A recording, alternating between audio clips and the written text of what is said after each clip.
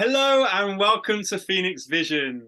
I'm Jess Farmer and my guest today is Charlotte Donachie, who is a professional astrologer and the first guest to have come on the podcast twice. So, really welcome, Charlotte. It's a pleasure to be with you again. I'm honoured.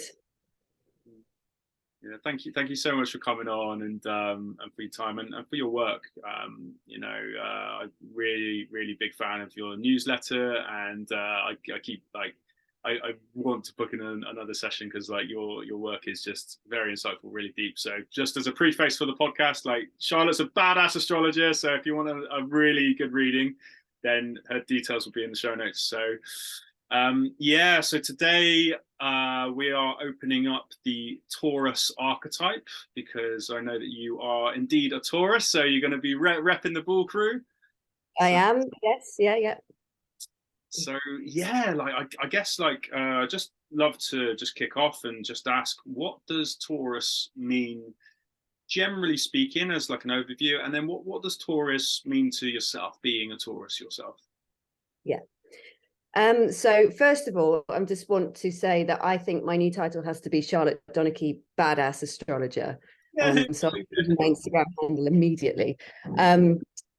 This is an interesting one because Taurus, we were just having a chat before and saying about how obviously you have a stellium, a lot of planets gathered in the sign of Scorpio, which is in opposition to Taurus. So you were just, admitting that maybe Taurus isn't something that you have such an integrated knowledge about because of personal experience. And I have also strong leanings in Scorpio as well as Taurus. So sometimes I find myself really bouncing on the axis between these two signs. Now, Taurus, to give you a breakdown, it's quite good to use the polarity to understand what Taurus is. So if we take Scorpio and go, well, that's complexity, and we take Taurus, which is in opposition, we go, well, that's simplicity.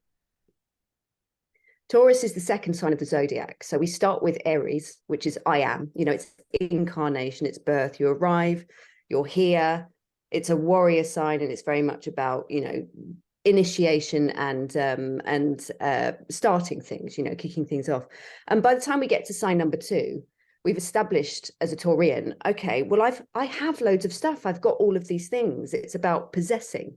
It's about materiality. Taurus is the first earth sign of the zodiac wheel. So I have a body.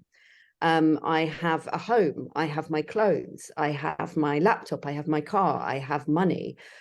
So Taurus becomes associated with the simplicity of being materially stable and secure. And Taurus is represented by the bull. So there's the vision or the image of Taurus is very much this very strong, sturdy character that often doesn't like to move. Taurus is seen as a fixed sign, which means that it's about staying put and integrating. The sign before Aries is cardinal, which is about starting, setting things off. But you then need someone to stop and integrate and land what's going on. So the other elements that are related to Taurus, because it is this first earth sign, is nature. And also sensuality is very connected with Taurus. Sensuality and sexuality. The axis of Taurus to Scorpio is an axis of resources and sexuality, energy and sexuality. And pleasure. Taurus is very much about pleasure. I mean, if you get two Taurians in a relationship together, and I have been in a relationship with a Taurian before, there's a huge danger of you never going anywhere and sitting, Netflix and chill becomes your entire reality. And snacks. There's always snacks wherever you go. It's Taurians love food. They love indulgence. They love comfort. They love, they love to be able to touch the material that they wear. It's the sensual relationship with physical life. Everything is judged by your senses when you're a Taurian. So it's also related with talents and gifts, because we're talking about possession. We don't just possess, material goods, but we also possess our talents or our gifts in life. So Taurians can often be said to be very gifted people because, and I say that, with a hint of arrogance, but there's it comes back to this sort of pleasure and sensuality side of things. It's this ability to really embrace the earthiness of life and really indulge in it and really enjoy it, which some other signs may struggle with a little more because they might be living in more of an energetic or an emotional reality or a mental reality, or a fire reality. So Taurus really does know how to embrace the earth experience. Thank you. There's so much to open up within that. I think to just like to add on to what you last said, I think when I think of like word grounded, like Taurus comes across as maybe the most grounded sign. This is like my feeling, because you know the different three earth signs, which you could say are the most grounded signs. You know, it's the three qualities of earth. To be in the fixed, it kind of feels like this most steadfast. You know, you want something done, talk to a Taurus, because it's like they've got like groundedness to be able to see it through. And like, yeah, sorry, were you going to say something? I was just going to say that is very connected to the loyalty of Taurus. Again, this is something that passes along that axis between Scorpio and Taurus. It's a very loyal axis. It's good with commitment to a certain extent. Actually, when you talk about the practicality of getting things done, Capricorn is probably the earth sign that stands out the most in terms of you can throw as many bags as you want onto their shoulders and they'll carry it up the mountain. But you're right, all earth signs are related to integrity and physicalization, and you know, putting things into material reality. And Taurus being the first of those, you know, is one of those signs that you can rely on. Yeah, no, brilliant. Would you actually be able to open up onto the three different qualities of Earth? Because I know, so we've got the cardinal, fixed, and mutable energies throughout the zodiac wheel. So each element has one sign within one of these energies. So, like, if we're to take fire, like the way I understand, like Aries is like kind of like the fire starter, then Taurus is like the fixed fire that burns, like in the hearth, the fireplace, the heart of the home, kind of thing. And then the Sagittarius being like the mutable wildfire that can just spread everywhere. So yeah, did you mean Leo is the second one? Because you said Taurus, but presumably you meant Aries, Leo. Yeah, Leo. Yeah, I'm in Taurus mode at the moment. Yeah, so okay. Aries is the fire starter, Leo being the fire in the hearth, and then Sagittarius being like the wildfire. So, what could the comparable qualities of the three different Earth energies be in that respect? And what does Taurus give to the other Earth signs to kind of balance them out? If that kind of Yeah, that's a lovely question. So you know, we've mentioned about Taurus being the first of the earth signs. So it's very much about, you know, enjoying and getting pleasure and really indulging sensually in material reality, and embracing and using it as well. And it's a fixed sign. So, you know, anyone who knows a Taurus will be well aware that Taurians, or anyone who is a Taurus, will be well aware that Taurians are associated with stubbornness. And that's directly related to this fixed quality. Fixed signs in general are related with stubbornness because the job is to stay put. And I don't really like the word perfect, but certainly I think I used the word integrate earlier, to integrate the material, to integrate things so that they are solid and real. And worthwhile. And when we move along to the next earth sign, which is Virgo, we go into mutable energy, which is where the energy doesn't stay put, it actually moves back and forth, side to side. So it's very flexible in its identity. And Virgo as an earth sign is more of a humble servant. And sometimes Virgo gets a bit of a bad rap because I also have a lot of Virgo, by the way, more Virgo than Taurus, interestingly. But with Virgo, there's a very devotional nature, and it's very connected to Earth Goddess, Earth Mother, efficiency, purification. It's like the cosmic cleaner in a way. And that cleaning can happen, you know, with natural medicines or, you know, just working in some sort of service to other people. It can even happen weirdly with numbers. Sometimes people with a lot of accountancy go into Virgo because with a lot of Virgo go into accountancy, sorry, because there's an efficiency, a purification of time and space and energy, and it's all about energy systems. Did you want to ask? I just want to jump in there with something funny, actually. So I coach a number of traders, and Yeah. and the company's called Vorto Training, Vorto Trading. The CEO is a Virgo, his brother's a Virgo, sister's a Virgo. One of the other staff is a Virgo moon, and one of the guys that used to work there is a Virgo. So like literally Virgo and trading, it seems to come in. So I renamed them Virgo Trading because it's just like no, Vorto needs to go, guys. Absolutely. Yeah, totally appropriate. It's about things being clean cut and no waste, no extra, everything being in exactly the right place, and thus Virgo related perfectionism. So what if we take Taurus and Virgo first of all as a side by side, Taurus is very much about sort of staying put and enjoying it. It's funny, the difference between those two is Virgo is more likely to go without, and Taurus is more likely to go with, because Taurus will always lean towards, pleasure and indulgence on the whole. But there are two types of Taurian, funny enough, and I seem to be the latter. But you can get the Taurus that, because, one of the shadows of Taurus is hoarding. And just getting all the stuff, I want all the stuff, I want as much stuff as I can possibly get, and I just want to be surrounded by stuff because there's a security in having material things. And so you get some Taurians that are just overloaded with stuff, and then you get other Taurians like me who have a lot of Virgo who actually go the other way, and it's like I will have a minimum of stuff, but the stuff I have has to be really great quality. It has to be stuff that I really, really like. Otherwise, there's no point. So it's not always that Taurians, hoard or just are lazy. That's another label they often get, or just, completely default into the pleasure zone. But in comparison to Virgo, which is a lot more, probably a lot more restrictive in its nature and more about giving to others, there's a real difference there in how they operate. But they are in trine, which is the harmonious angle of 120 degrees from each other. So they're all the signs in the same element are in harmony together, because of course there's an understanding, there's an agreement of how the energy runs.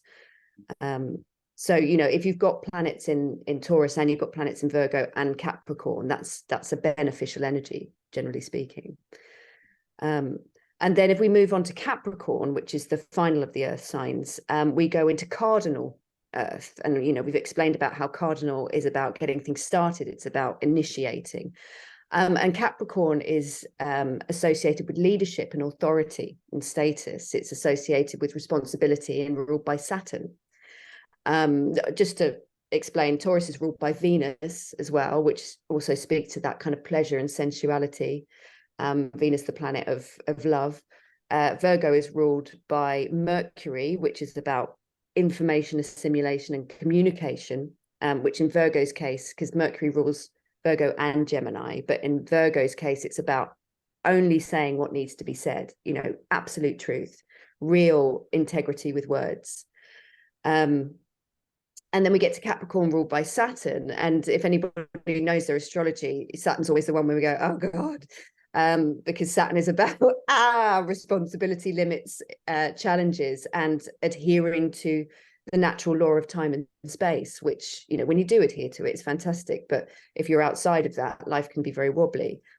And so with Capricorn, there is this initiation quality of, okay, and it's quite a late sign, Capricorn. It's number 10 of 12. So when you get to Capricorn, there's this sense of, I've made my way, around the majority of this zodiac wheel, and I'm ready to take my earthly, learnings and my earthly power and my authority and my physical strength. Capricorn is a very strong sign. It's connected with the mountain goat and sort of climbing up the mountain.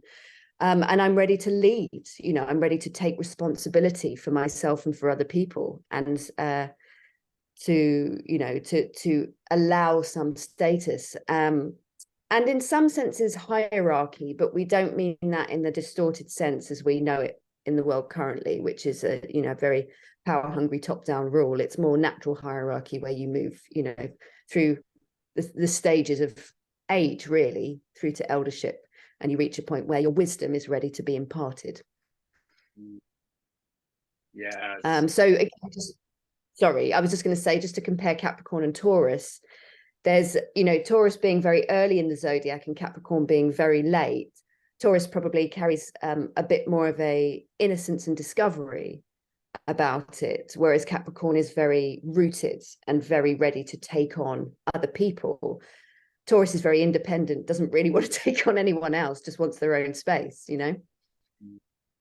Yeah, it kind of feels like you know, the Capricorn energy could give to the Taurus that get up and go and come on, create something, make something, and the Taurus energy could perhaps benefit Capricorn by, you know, lessening the harshness of it, because I think Capricorn and Scorpios, I think, share some similarities in that, like, strangely they're feminine signs, but both have like this harsh quality to them. Yes. And maybe like Taurus can help to kind of like balance them out and remind them with this Venusian edge that, okay, you know, softness, and you know, it's not all about kind of like that striving, you know, we need to enjoy what you've earned. Yeah, absolutely. I was going to say, sorry, go on. Go on, yeah. I was just going to say, it's a bit like that. The interesting thing here is because I have a trine between Capricorn, Virgo, and Taurus. So I have all three signs in communication with each other. And my Taurus sun often has to defer to my South Node in Capricorn, because the South Node is a much more integrated emotional blueprint. It's about, you know, many lives that we've had before. And the sun actually is a life that we're learning now. It's how we're expressing and learning. There's a quite an innocence to our sun sign, because it's not something that's like deeply integrated as some of the other elements are.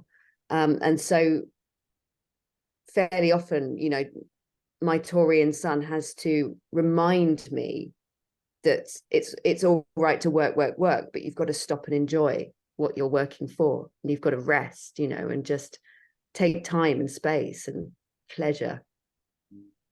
That's a really beautiful perspective. That's got me thinking because I've been looking into the nodes for like quite a while, because I'm really interested in them, and you know, the question keeps coming up. It's like, what's more influential, the South Node or the Sun? Like it's kind of like a flip up between the two, and that really kind of like clarifies a lot, because it kind of feels like, you know, South Node is what's integrating what's in the system. Sign is what we're learning, what we're doing within this life. Whereas, like, I've heard the rising sign described as like where you're like a toddler learning how to walk. So you're trying to walk into that sign, but you know, you keep falling over and not quite getting it right. And kind of feels like those three are like kind of progressions, of each other, but obviously it's not quite that way. Yeah, absolutely. I mean, I think most astrologers would say that the South Node is denser in terms of the material. It's so inherent. It's like a default setting that you have when you arrive. If you ever are in a situation of distress or trauma, or, you know, where you're struggling, you're going to default to the qualities of your South Node, because that's what you know. Sun is, you know, one way to describe sun, moon, and rising is sun is who I am, moon is how I feel, and rising is how I appear. So, you know, there's a bit of costuming with the rising sign. It's almost fake it till you make it. You've got to put it on, and then you've got to learn how to wear it. And I've also heard it described that the sun is the car that you get into, and the moon is the music you play whilst you're driving to the rising sign, which I thought was lovely. Yeah, that's really good. Yeah, that's really nice. I like that a lot.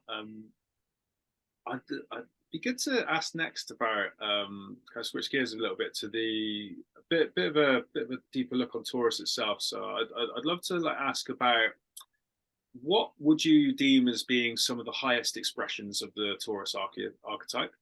And we touched on a few already, but what would you see as like the shadow aspects for Taurus that a Taurus may be challenged with, or Taurus placements within their lives? It's really interesting to ask me this as a Taurus sun, because obviously I don't always want to acknowledge my shadow aspects. So this is probably going to be quite healthy for me to go into this. Um, the highest aspects, let's go with that first, or the highest expressions of Taurus is, I mean, the big word, and I've said it several times already, is sensuality. It's like a pure and devoted appreciation and love of the material world. It's like a real, almost innocent, almost childlike delight in the touch of this table, like the feel of this wood, the colors on this plant that I'm looking at, the smell of, you know, my cacao out the back or whatever. It's really delighting in physicality, and then using that delight to make magic with the material world, to bring all of the spiritual magic through into a physical realm. So there's, again, it comes back to this fixity, but it's like Taurus has to stay still and let all of the otherworldliness, universal energy, source intelligence, you know, God, however you want to explain it, filter down through the physical experience and land in material reality. I just want to check, did I disappear then, because I saw my screen froze for a minute? No, Are you no, hearing everything okay? loud and clear. Yep, yep, loud and clear. Just tell me if I do. It is Mercury retrograde in Taurus, so you know, we can expect challenges. So yeah, there's this real like landing of spiritual strength in the earthly body, and Taurians, particularly Taurus risings, actually, because that's the appearance of someone. You can spot them because they're very sturdy people. They're very strong. They're kind of the people that you want to be standing next to if, you know, shit goes off. It's like, okay, that person feels really protective and really grounded and really solid. Yeah, I have noticed like Taurus guys, there's so many of them that are just stacked. They're like big Yeah. guys, man. If they go to the gym, they're putting on muscle, like, you know. Yeah. There's also, and one of the things I haven't mentioned about Taurus, which is also incredibly important, is it's related to self-worth. Mm. And it's related to value and values. What do I value in life? This is where the Venusian connection comes in, because Venus is very related to our values. And so, you know, this interaction with material reality is also connected to a spiritual reaction or reality of how worthy am I, you know. And a lot of people with sign in Taurus, like you mentioned, will often have a very interesting interaction with their physical body, because it's like a representation of their value in the world, and it can lead to difficulties there. That kind of slides us into the more shadow elements of Taurus, is when if a Taurian doesn't feel valuable or valued, or isn't even aligned with their values, is very confused about that, and lacks worthiness. Sometimes that can be taken out on our physical experience, and that might be by, you know, trying to make the body look a certain way, trying to appear as something. You know, if, for example, in the masculine, if the masculine feels that they are somehow weak, they might make themselves look physically strong as a protective survival strategy. And, you know, again, this goes masculine and feminine. You know, women will do that too, and both masculine and feminine can sometimes do the opposite. If they feel that they're not valuable, they might try and shrink their physical reality, shrink their status or their presence, to mirror or to reflect that lack of worth. So it can kind of end up in this distorted relationship with material reality or physical reality as well, and the physical experience. Equally, it could lead to, I mentioned hoarding, you know, or obsession with money, you know, and tightness. And because all of these material things are related to security. So it's like, if I don't have my things, I don't have any value. And so, you know, the again, coming back to that axis between Taurus and Scorpio, Taurus is the possession of things, and Scorpio is letting it go. You know, because Scorpio is more about the spiritual reality, the unseen. So Taurus always has to, at some point, refer to that polarity, especially if things are, if it's just bolstering itself and using physical, you know, material gain as a sign of strength or a sign of value. And that's when it might need the release valve of Scorpio, just to take everything away temporarily, to remind the Taurian that actually their value is bringing magic down through the body and not just acquiring and acquiring and acquiring. Yeah, that's really fascinating. I mean, could that also extend to, say, tendency and leaning towards like obesity, perhaps, because it's like, you know, you're talking about accumulation and talking about changing the body, and you know, there's often with someone who's in the obese place, like there's more often than not a very deep emotional correlation to why the person is over consuming with food, and you know, it can sometimes underneath all of that weight could be like such a deep well of sadness, or such a you know, like not wanting to be seen on the inside kind of thing. So would have like a potential obesity leaning to Taurus having a potential leaning towards obesity, as well as any other signs that might have more of a leaning towards that particular way of being? Yeah, I mean, that's it's a really interesting point, and really, you know, I certainly wouldn't, as I'm sure you wouldn't, like ever attribute a certain condition to a certain sign, but you're right, you know, it's a hoarding and it's an overconsumption, which is there as a protection response. It's there to hide. And what are you hiding? You're hiding Scorpio. You're hiding your underworld. You're hiding your shame. You're hiding your fears. You're hiding your, you know, everything that you don't want other people to see that makes you vulnerable. So yeah, you know, this is why Taurians sometimes get this label of being lazy. It's very easy for them to just, as a kind of defense mechanism, sit back and consume, you know, food, and just not move very much. And that can obviously lead to certain issues. And it might appear that that's laziness, but it's not laziness. It's a withdrawal. It's a disappearance, because there's a shutting off from the other side, you know, a shutting off from what's really going on there. And if I think the only other planet or sign that can be related to this, loosely, I would say, is actually Sagittarius or Jupiter. Because Jupiter is about indulgence and excess. And so sometimes if we have, it's more Jupiter than it is Sagittarius, interestingly, because Sag is very much about freedom. It is excessive, but somehow annoyingly seems to get away with it. But you know, when we have Jupiter transits to significant parts of our chart, sometimes we put on weight because we just get really indulgent, and we're like, I just want all of everything, you know, because that's the nature of Jupiter. Interesting to be making this point, because Jupiter is just about to move into Taurus. Mm-hmm. So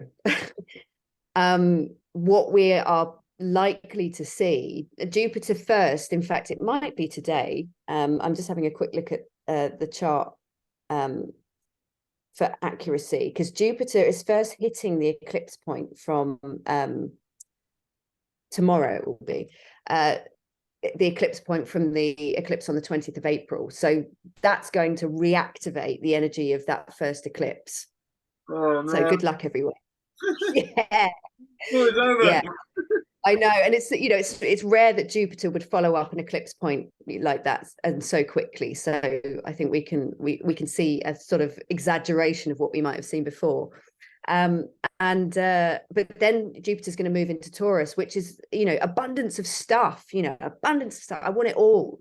I want all the stuff, and so it's a very expansive planet in a sign that's connected to stuff and materiality, and so, on the one hand, we may find that loads of stuff starts to come in, you know, and we you know, but suddenly we want to buy things, and we want to eat things, and we want to, you know, indulge in certain experiences and things.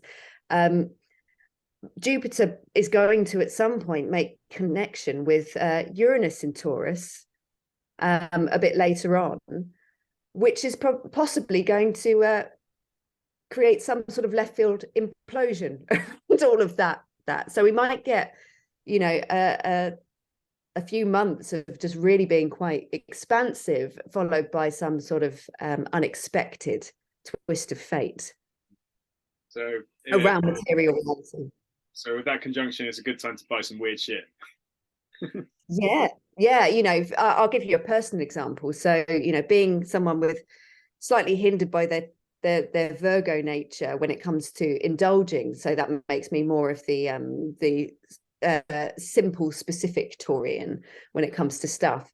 But you know, I'm like, okay, I'm ready to buy myself some really excellent decks finally to DJ, and I've been wanting to do, you know, been a dream of mine since my 20s. So I can feel this Jupiter getting closer to Taurus, and it's like I want some big stuff. You know, I'm ready to spend my money. I'm ready to like bring it in, and so that's a really enjoyable quality of Jupiter in Taurus. And it's not just getting stuff; it's also stuff coming towards you. People who have Jupiter in Taurus natally don't tend to have too many issues with money, because even if they worry about it, it just Jupiter's just like, here's some more, you know, here's some more. It can, you know, it kind of comes out of nowhere. Oh, this is such a good conversation. So I feel like from what you say, it's like unlocking things in my mind, and like, you know, as you said at the start, you know, as the Taurus isn't one something that's so familiar because of the opposition, but yeah, it's becoming more and more. So thank you. I'd love to pivot a little bit and ask a little bit more about the Venusian qualities of Taurus. So yeah, I guess I'll pre-frame this question with a client story actually. So one of my clients, oh my god, he's a fine art dealer, as Taurus as it comes. I've not looked at his chart, but I reckon he's got like 5 or 6 in Taurus, like easy. And fine art dealer, and has the most Venusian house garden.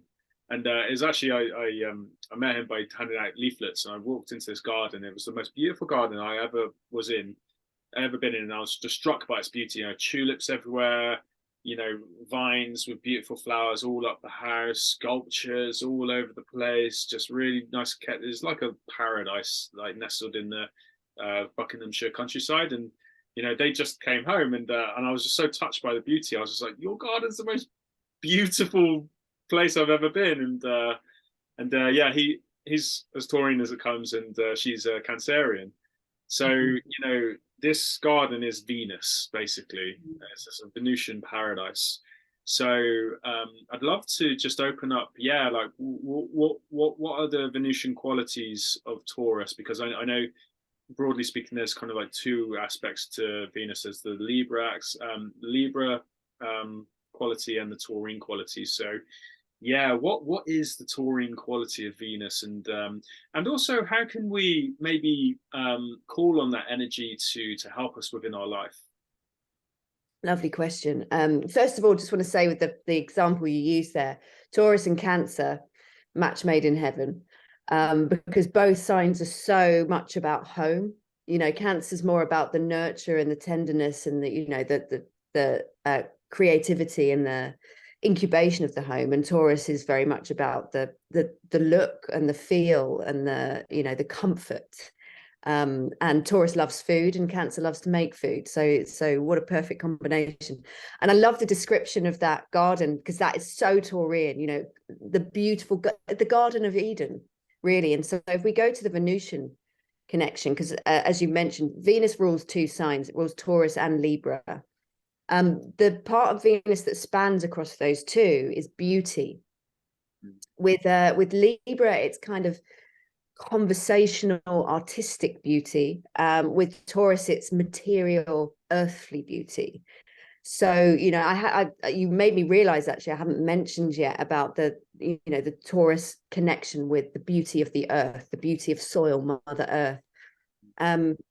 Taurians make great potters and gardeners, and firekeepers and things, anything that's about working with that sort of solid earth. And Venus is about beauty, it's about love, it's about sharing, it's about connection. And really with Taurus, it's about the connection with the earth, because Taurus is about myself and the earth, really.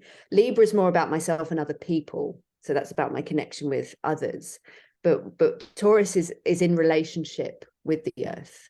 And so there comes this sacred relationship of, you know, working with earth reality, whether that be the actual soil, you know, beneath your fingers, or whether that's, you know, the home that you create. And Taurians are famous for creating a beautiful home wherever they go.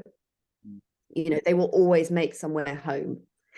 And people always walk into a Taurian's home and go, it's really nice in here.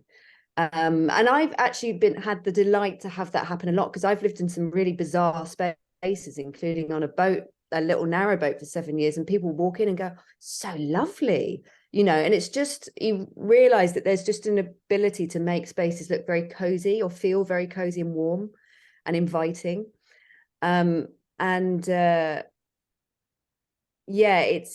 it's just that, again, it relates to this kind of making things comfortable and delightful, and Venus is a planet of pleasure as well, you know. It's and also sensuality, you know. It's related to, it is relationship. So it's how we connect, you know, how we move our energy in concert with something or someone else. So and you know, Venus is a goddess, so she's very beautiful. And actually, Taurians can also have a certain beauty to them. It might not be obvious. It might not be your sort of standard image of beauty, but there's something very beautiful about their energy, and that's directly related to the connection with Venus also. Beautiful, thank you. This is like, I always think of Venus as just or Taurus as like this kind of safe haven in a way, of like, you know, this kind of like, I always imagine this garden, lush garden with, you know, some beautiful animals in it, and there's a cherub over here, and you know, it's it just feels like this very homely, lovely place. And I'd like to just kind of like ask about, yeah, move into kind of talking a bit more about this opposition with kind of like harsh Scorpio, because it's kind of like this paradise on one end, and then kind of like the almost desolation in the other. And yeah, like so like I've this axis has been coming up quite a lot actually recently, so yeah, I'd love to take the opportunity to ask you about it. And it's very much like the axis of Venus and Mars. So I'd love to just, I guess, ask about oppositions in general, and like what the different oppositions mean to each other. Part of my understanding is we're looking at what Jung may talk about as being the tension of the opposites. So the tension between two opposites that creates the polarity for life and movement. And then I'd love to ask a little bit more about that specific axis, because what I find really fascinating with the oppositions in astrology is how you've got these two signs with like really opposite qualities, and yet they share so many similarities at the same time. You know, we've spoken about, you know, that particular axis of like Taurus and Scorpio being like a very sensual axis. Both signs exhibit a lot of loyalty. Both signs can be stubborn as you like. So it's interesting because I'm fascinated. It's like they're in opposition, but there's similarities. So it's just, it feels like it's not fully in opposition, but they are. So, you know, it's like, yeah, I'd just love to open up that dialogue. So yeah, just I guess, like, would you be able to explain, broadly speaking, the concepts of oppositions within astrology, and then like zero in a little bit on the Scorpio Taurus, talking about the yeah, I'd love to just hear your feelings and thoughts on it. Yeah, sure.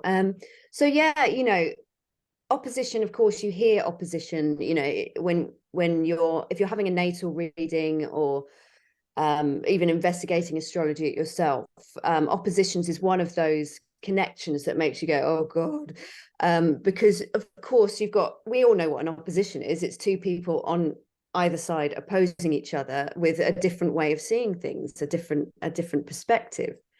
And so there's an obvious tension. There's a tightrope between those 2 points, between those two poles, where they're pulling that opposition. You know, they're each pulling in their own direction, and yet in the very center of that tightrope is a point of equilibrium. It's a point of agreement, and you know, the whole thing about astrology is that there's a center point. You know, there is an equilibrium between every single axis going on in the zodiac, which is like the balance between one side and another. It's the integration of those poles, where you take all of the value of one side, all of the value of the other side, and you come up with a creative inspiration. Let's say, I was going to say solution, but I think inspiration is better. In some senses, it's like when you hit that equilibrium point. I don't really like the word ascension, but for the sake of simplicity, it's like an ascension point also. You know, you get the mastery, you get the information, you get the qualities of, you know, that's of all of the information vibrating across that line of opposition, and you integrate it, and then you go, okay, there is no opposition. There is actually two extremely powerful, valid, and meaningful perspectives that, when they meet in the middle, find this wonderful new way of seeing things, this new way of moving forward. And, you know, hence there being no need for war, because actually, you know, opposition is not a threat. Ultimately, opposition is a challenge. Opposition is a challenge to your perspective and your worldview, which is always uncomfortable and not something that we enjoy being challenged on. But actually, it's also offering something of, it's offering a gift of another way of seeing, and a way to move out of your own fixity into just almost into a different dimension of experience, by integrating what's on the other side and allowing things to work together rather than pulling against each other. And of course, depending on where you are, your experience, what's going on in your life, the opposition will work in both ways. But there's always the intention in our consciousness, in our higher consciousness, to move towards the equilibrium. It's only when this opposition gets hijacked by other intentions that it becomes this incredibly stretched, tense, and very painful way of expressing. When you say hijacked by other intentions, what might that come under? So that would come under more the, you know, a more old world system, top-down hierarchy, power hungry, you know, it's my way or the highway type thing. You know, there's no ability to amalgamate, there's no ability to share, there's no ability to change or shift. There's only the absolute adamant that one side is better than the other.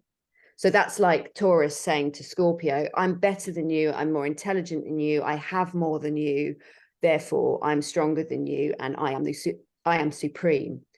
Scorpio is like, I know more than you, I see more than you, I sense more than you, I'm more intuitive, I'm more psychic, you know, I know how to surrender, I can face fears, I am supreme. So the supremacy is you know, is being argued on both sides, but it's actually an illusion, because there isn't a supremacy.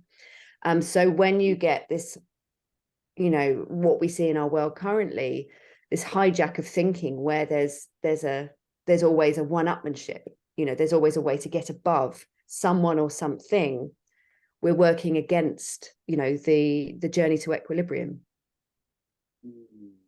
It's really beautiful articulation, really, and I really love this as like coming to the middle point and harmonizing all aspects of both sides, because that to me kind of explains the similarities of the two sides, how the two oppositions are different but how hold those same qualities, is because they're two halves of like the same coin. And yeah, could you say could I ask more specifically on the Taurine Scorpio axis, because there's like many different correlations. I mean, like what one that comes up for me is like abundance in Taurus and survival in Scorpio. You've got Venus and Mars, and yeah, like what could you say about like the different opposing qualities and how they can meet together? Yeah, and yeah, you know, that it is obviously a Venus and Mars connection, because Mars being the traditional ruler of Scorpio.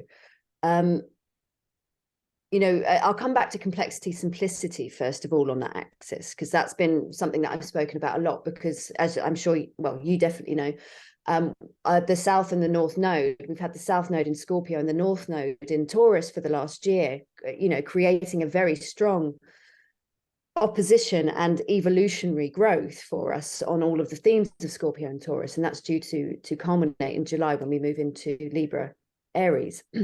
But you know, the Taurus is about simple physical, you know, wealth, and Scorpio is about complex psychological, you know, wealth. So it's the wealth with Scorpio is about power. It's about unseen power. It's about having the ability to address the unconscious, to work magic, really, and to wield power, to face fear. And Taurus is more about physicalizing the power. So it's represented by perhaps your body or your materials or your wealth. And obviously that makes it sound a little bit like, okay, well, if you've got loads of money and you've got a great body and, you know, you've got amazing things, then you're really powerful. That's the illusion we're currently facing in the world. But actually it's more about how integrated are you into your body? You know, how much do you appreciate the money you have or the things that you have? How much time do you take to stop and just run your hand across something you own and, you know, be really grateful for it? It's the wealth, you know, the physical things are an expression of the wealth that you already have on a soul level. And the soul level wealth is connected to Scorpio, because you can't have that wealth if you haven't integrated the otherworldly, you know, ethereal, mysterious, and underworld side of yourself. Wow, it's very profound. Thank you. Yeah, there's a film that I watched recently. Have you seen Meet Joe Black with Anthony Hopkins and Years ago. Yeah. I remember barely anything about it. my God, like this has become one of my favorite films, and I watched it for the first time the other day, and I got halfway through. I'm like, this is Scorpio Taurus axis film, like to the dot, like, and Anthony Hopkins is kind of like Taurus is like beautiful, made a life of abundance in the corporate world, and got this beautiful family, this beautiful high-rise apartment, like whole building, and just lived a good life. And then Brad Pitt is death, which is like Scorpio, and he basically comes and he's coming for Anthony Hopkins, but wants to learn his ways.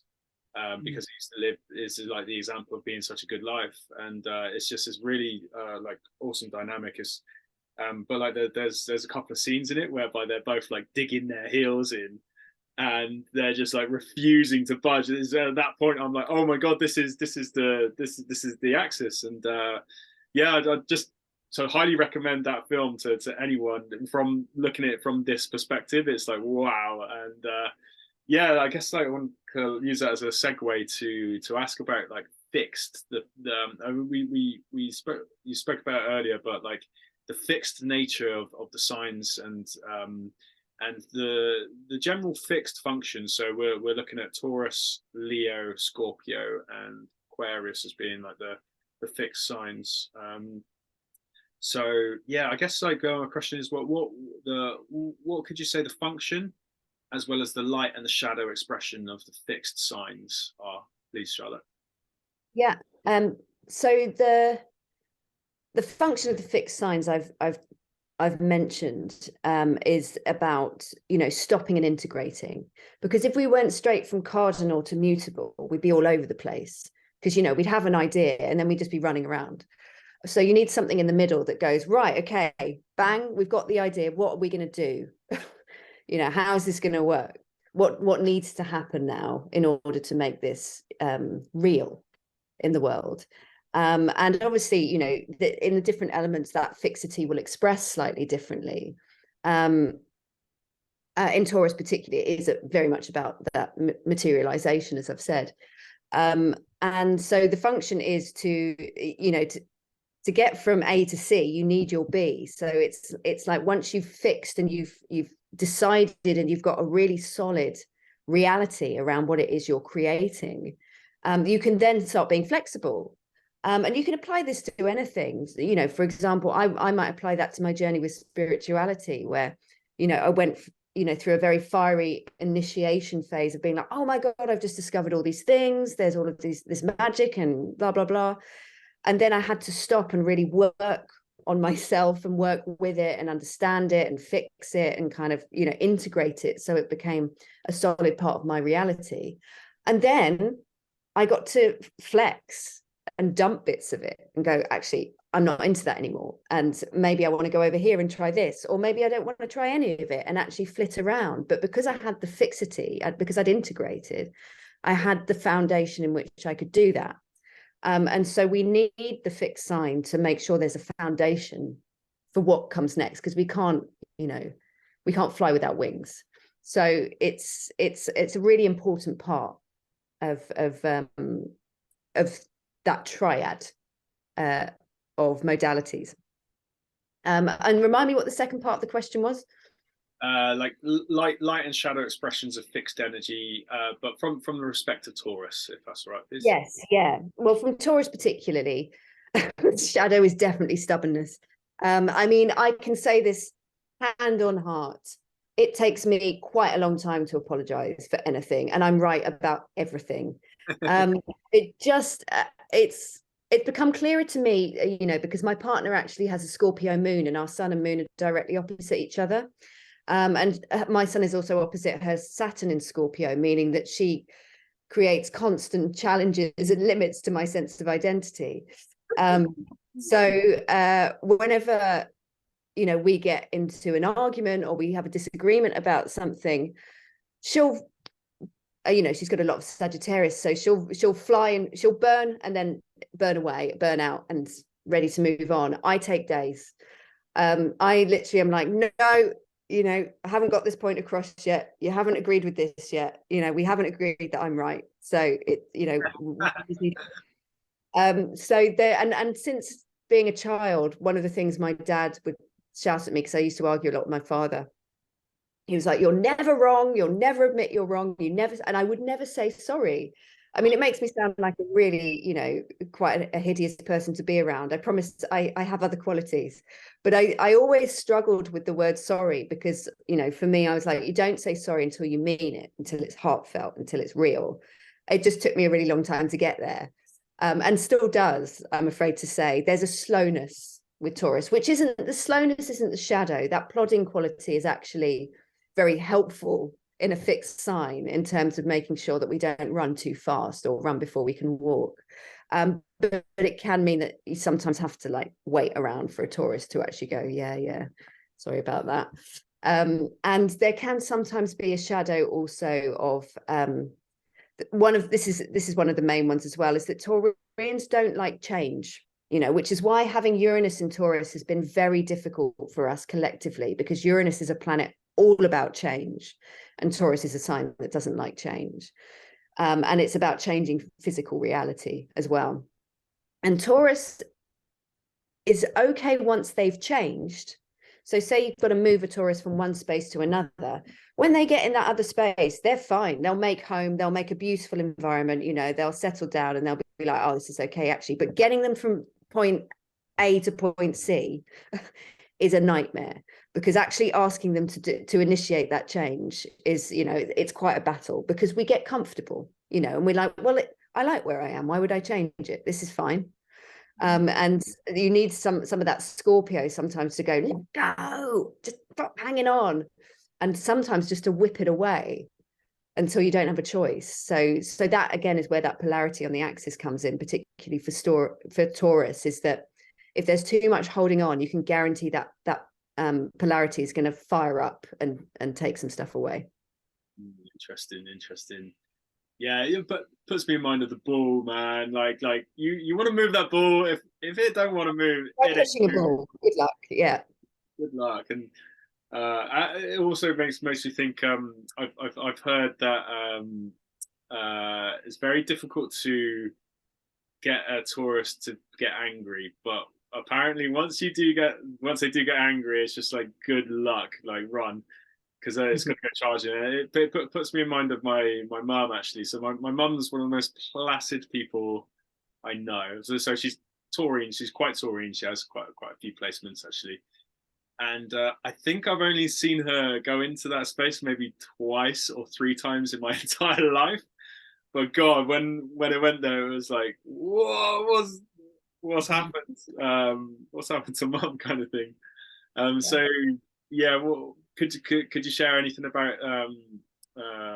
yeah, I mean, I guess there's a rep for temper once it's kind of like roused, but it takes ages to rouse. Would you say that that's true, or is that just kind of like a stereotype? No, I would agree with that. I mean, certainly from my personal experience, very slow to fire and very slow to dissolve or to dissipate as well.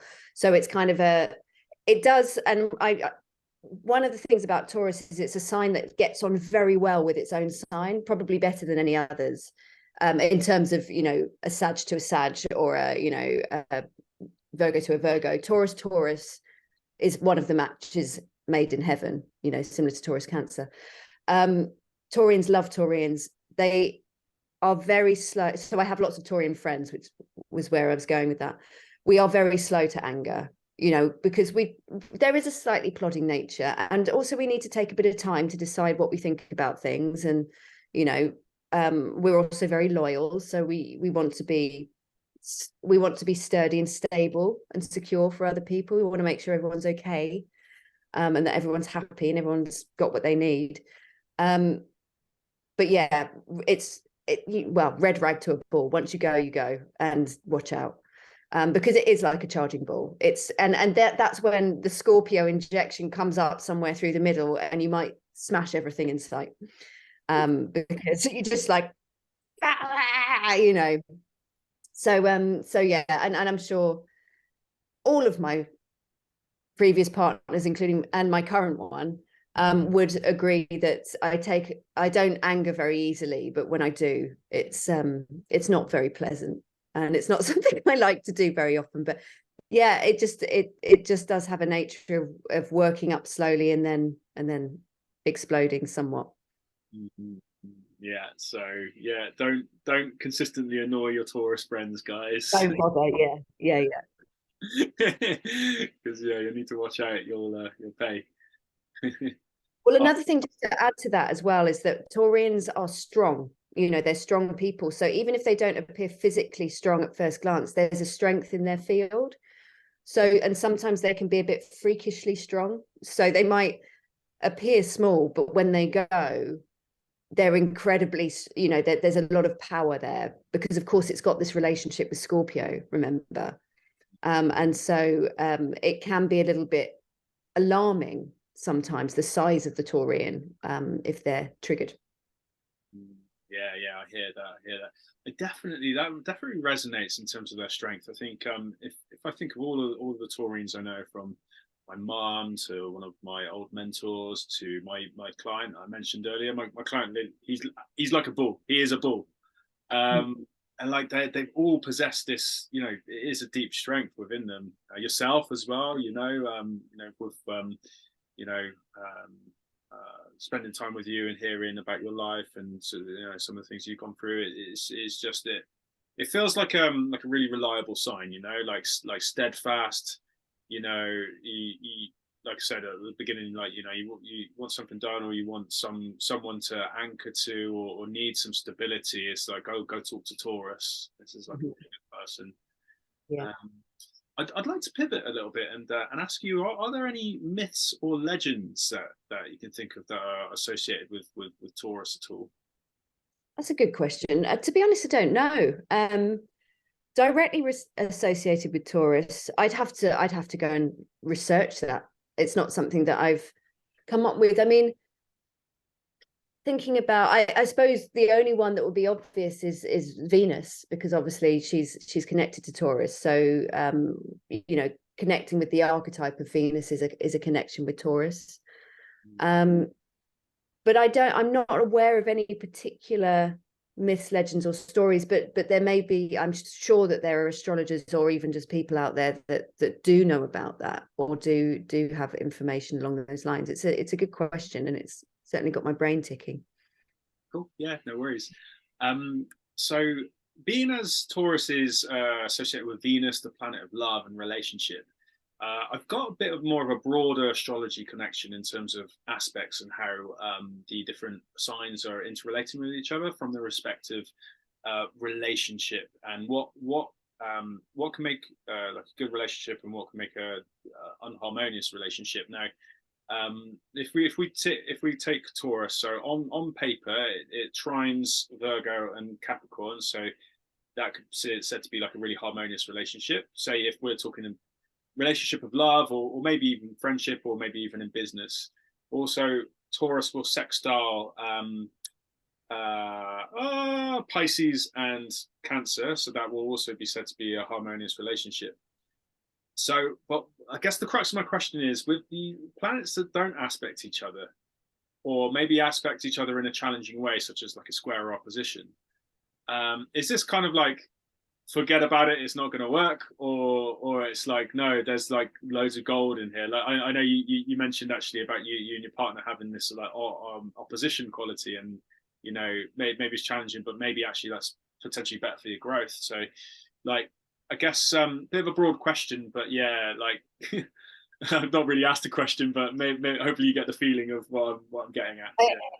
Yes, yeah, I understand what you're getting at. It's a good one, because if you've got a chart that's full of trines and sextiles, you might have, you know, quite a nice, lovely, harmonious time, but where is the interest? You know, where is the growth?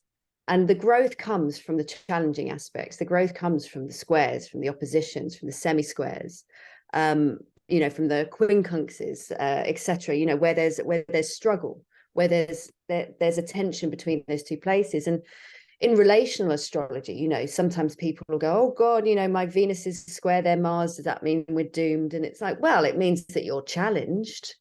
It means that your masculine expression of, you know, your primal force and sexuality and ego is having a bit of a battle with the way your partner loves and expresses their love language. But it doesn't mean it's not fertile. And, you know, a square, particularly, for example, which is a 90-degree angle, is quite an Aquarian quality, because it's about inventing something new out of the tension. It's about creating a new solution. So there's never a situation where, you know, having what we would call disharmonious aspects is a bad thing. It's not negative, it's challenging, but it's also extremely powerful and leads to a huge amount of personal growth. And I recently, by some miracle, managed to get a small reading with an astrologer that I love called Rick Levine, very well known, and has been practicing for sort of 40, 50 years or something, but incredible astrologer. And I was doing a course with him and got picked as one of the examples. And he looked at my chart and he's like, I was the example of tension.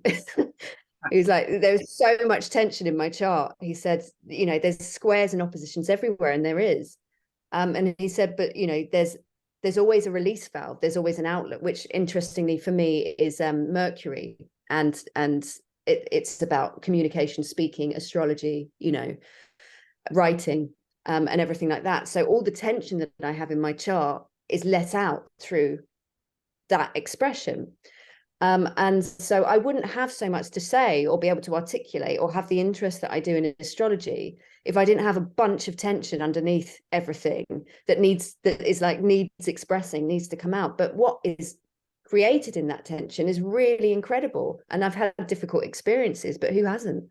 You know, so the tension in our chart is almost the best bit. It's kind of the reason why we're here.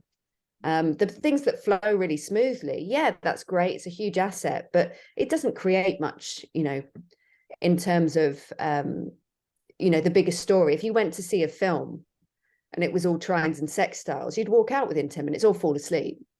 You need, you know, every romantic tale needs the reason why the two lovers can't get together.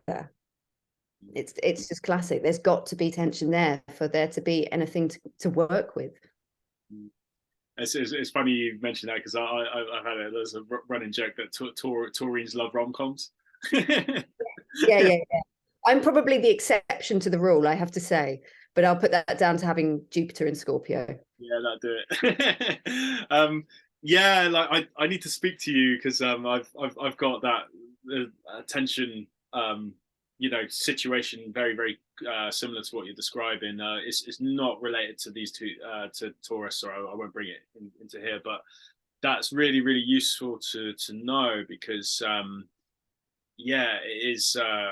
Yeah, it does create a lot of time. I've basically got a cardinal cross, and my God, it's been an aspect I've been looking at a lot over the last few months, and just seeing how it plays out in tension. And yeah, I guess within kind of my astrological study journey, I've seen myself slip into this place of these aspects are good and these aspects are bad, and I know I know the way I'm looking at it is very black and white. I know it's not like that. I know that the challenges are good, but you know there is this tendency to like you say with Saturn, go like oh Saturn, but it's just like no, work with Saturn and it brings good things. Work with the challenge aspects and it brings good things, and so. So yeah, I guess a follow-on question is like, and you kind of already helped me to start getting the perspective flip, but like getting out of this place of just like this one's good and this one's bad. It's an illusion, really, right? It's totally an illusion. It's totally an illusion, and you know, it's as I say, you know, working with those angles is not always easy, just like working with Saturn isn't always easy. Yes, of course, we love it when we have a Jupiter transit as opposed to a Saturn transit, which is going to, you know, Jupiter's going to expand our reality and Saturn's going to limit it. But, you know, Jupiter can also expand the worst aspects of our reality. And Saturn can also bring in the consequences and karma of all the great things we've done.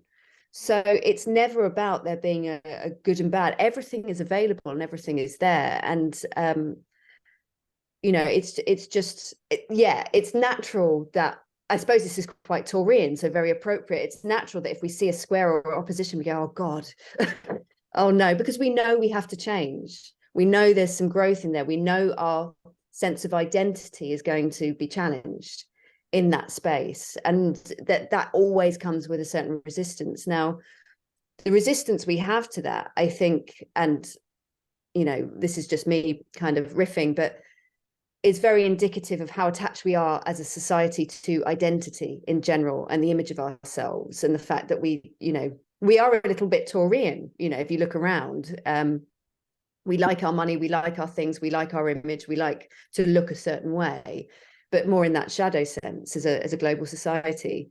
We've lost the ability to flex, to be mutable with our sense of identity. I mean, I always say that identity is a fluid thing. You know, it's not something that should ever be totally fixed. It can have a point, it can be fixed for a while, and then it needs to move on. Otherwise, we're not experiencing life at its fullest. We're just getting stuck. So, you know, when you see those angles of tension, those squares, oppositions, etc., semi-squares, you just go, okay, I'm going somewhere. You know, it's like packing your bags, not necessarily knowing the destination, but you know something's going to happen. It's going to be exciting. Oh, that's beautiful, beautiful. Thank you, Charlotte. That's like, yeah, the perspective is like really, yeah, like I said, as you're talking, it's just unlocking all sorts of things. So yeah, thank you. So we'll start to round things off, and I guess like I got like a last question, and this question is, how can we take the Taurus archetype and the lessons that Taurus comes to bring us, and how can we use this archetype to benefit our lives? Use this energy to bring good things into our lives. Well, I'll come back to that.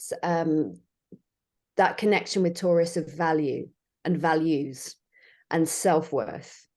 Because, you know, if we structure our self-worth from the outside in, there's going to be a huge emptiness and a void on the inside. And actually, you know, bringing in that element of Scorpio, which is really sort of facing yourself and going into your own shadows, or going into the places that bring fear. We're talking about structuring your value from the inside out, and to really embody it's, you know, I don't want it to sound like we have to earn our way to being valuable, but it's more of an initiation into feeling our value in the world. And it's important to say that, you know, the way the world is set up currently is not designed to make us feel valuable. It's designed to make us wear value according to a certain set of rules and systems. Our best rebellion against that, and the way to deconstruct it, is to learn true value, which is, do you know what? It's not about what I wear, you know, what I look like, what I own. It's about how wealthy I am from my inner being, and how that then is mirrored by everything outside of me. So you don't buy the thing to make you valuable, you become valuable, and then you get the thing as an expression of that value. That's beautiful, and it calls up very much the word abundance. And you think of abundance, like I think a lot of people would dart first to money, but actually no, abundance is so much more of a 360-degree thing than just money. You know, it's abundance within our relationships, it's abundance within ourselves, it's abundance within how we act on a day-to-day, week-to-week basis. It's you know, it's abundance with doing the things when no one's watching, you know, and you know, what kind of person are we being, and who are we from a day-to-day basis, and you know, by cultivating that abundance. And I'm really, from this conversation, starting to see the real strong tie-ins with abundance, value, and worth, and just see how it's all just, you know, interwoven in this seamless way, and how, like, the interconnectivity of them all. And you know, looking at the season we're in, it's just like, damn, look outside the window.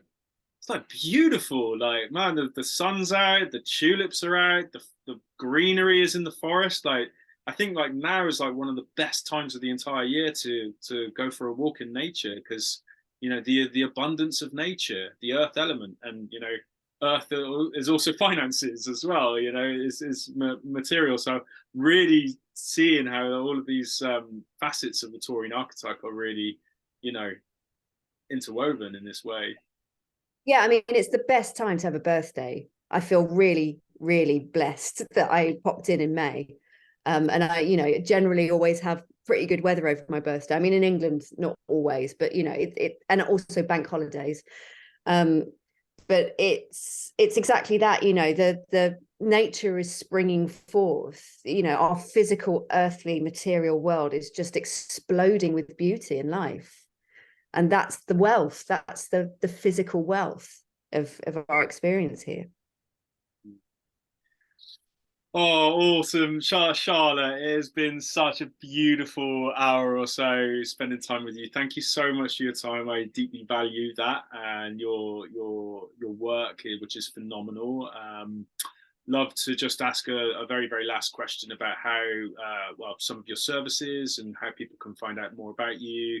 I know you've got a website and newsletters, events as well. So please do share if you've how people can find you, and if you've got anything coming up that's going on. Yeah, thank you. Yeah, my website, just my name, charlottedonachie.com, which, you know, if there's any written stuff on this, I'm sure it'll be on there. But I've got loads of stuff going on. So I write an astrology newsletter twice a month, which I adore writing, and that's an update with the new moons and the full moons. It's like an energetic report, so it includes the energy of the moons, but it talks a little bit more about what's going on or what's potentially coming up globally as well. And it's got a scorpionic quality to it, because my Taurus sun, I didn't mention this, my Taurus sun is actually in the area of the chart that's ruled by Scorpio, so I have those two poles very much interlinked. So yes, it's something that I really enjoy. So if you are interested in astrology and just, you know, having a bit of an update a couple of times a month, you can go onto the website, join the newsletter. I do astrology readings, which you can book directly through the website. I'm also I've got events with sound healing. I'm doing ecstatic dance, and also have been working more with cacao recently, which has been lovely. So all of those things tend to take place in Whitstable in the southeast of Kent. I'm occasionally in London, but the best thing to do is to have a look at the website, and if anything interests you, just get in touch and we can talk further. I also work with Cambo, which is a South American indigenous medicine that's definitely more on the Scorpio side. But I love it. it's related to the body, so also integrates that kind of connection between, you know, Taurus and Scorpio. Wonderful, wonderful. And as someone who's benefited massively from Charlotte's astrology, as well as Cambo treatments, as well as just knowing you, like I can highly attest to all of her work. Oh, what was I going to say? I was going to say something. Oh man, two secs. So I just paused because I had like another big up to give Charlotte. It just escaped me, and it was to do with your newsletter. So and you just said, "Oh, Mercury retrograde," and I was just like, "Oh, it's Mercury." So what I was going to say is that your newsletters are like the bi-weekly highlight for me, and you can really see that mercurial pressure release that you described earlier coming through your writing, which is like phenomenal. And one thing I really love about your astrology reports on new moon and full moon is that there's so much character to them, and there's so much is written so well. Like it's like I can't wait until they come through, because you know, I'm part of like a few astrology newsletters, and a lot of them I just stopped reading because they're like really generic and kind of quite vanilla, and you know, it's just like, all right, cool, like it's good information, got the update, cool, but with yours, they're really different. They got so much personality in them. I most of the time laugh out loud to your reports because they are just like they're funny as well. So yeah, and yeah, really just seeing how that you know that really puts in context what you said about the kind of mercurial gasket release for you. So yeah, highly recommend. And I've got one final actual just like funny kind of Taurus story actually, just kind of like end on like just something quite funny. So my mum and her partner, my mum's like as Taurine as it comes, and her partner's Capricorn with a Taurus moon. So like these guys are Earth, and funnily enough, their garden looks amazing and their house looks amazing as well. Now they don't argue about anything except one thing: that's food. If one of them has something from the fridge, that's the other person, they go mad. It's so funny to watch it. Yeah, the possessiveness, I didn't quite mention that, but the possessiveness of Taurus can definitely be a thing with people and with food. But yeah, it's definitely, it's sort of the other side to the loyalty sometimes can be a bit of possession going on there. Yeah, Scorpio definitely shares that, but I think with Scorpio, it's less kind of possession of things, more possession of people. You, yes, yeah. Yeah. All right, Charlotte, like thank you so much for your time. Really appreciate it. It's been an absolutely wonderful podcast. So Thank yeah, you so much. you're a wonderful rest of the Taurine season. And thank you for your time. And to you and to everyone else. Thanks very much. Much love.